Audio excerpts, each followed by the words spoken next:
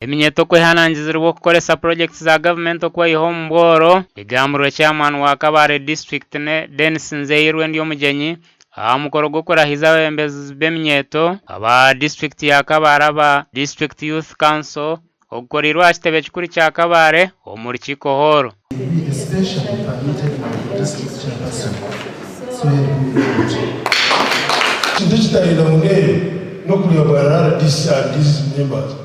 Ukashanga umunyetatine chaine na wali hana yumu izo direta yungu ya youth chairperson, your youth leader, that one will not help you. Ichira kuyambe nechuwa agurowani wakachinjinga baba. Go and do something at your village that will really give you a name. Oguyashobora ko atari kwenda kureba omwembezi w'omunyeto ninga sheminyeto ari kurubworo kando bari kubasa kukora baketungura. The facilitation. Yeah, facilitation I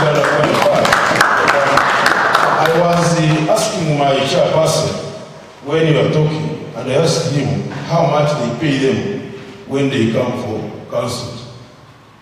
And I was very shocked that this young person comes from Bhutan, comes here for a holiday, and is given 50,000 as an allowance, and he goes back. Well, this is an embarrassment. Yashabe bembeza abahona kuba bembeza batari kurebera omusente ekyagize ngo nikibasa kubarugiramu obutatunguka. WRDC wa Kabare yashabe bembezi b'eminyeto aba okwatanisiza hamwe okweha yabwe ntunguka ya Kabare. True leadership is not about wielding power. It's about empowering those who gave you their trust. Today marks a profound milestone. You are not just taking an oath of office, you are accepting a solemn promise to serve our community with dedication, integrity, and passion.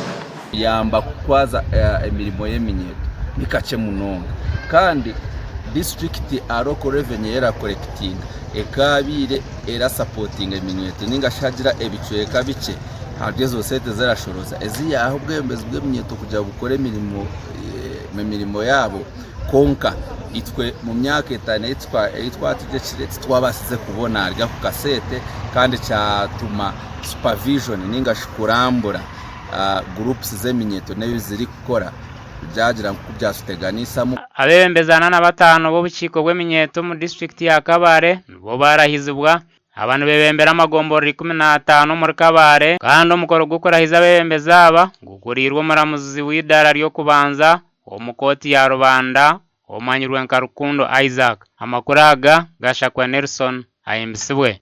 So help me God.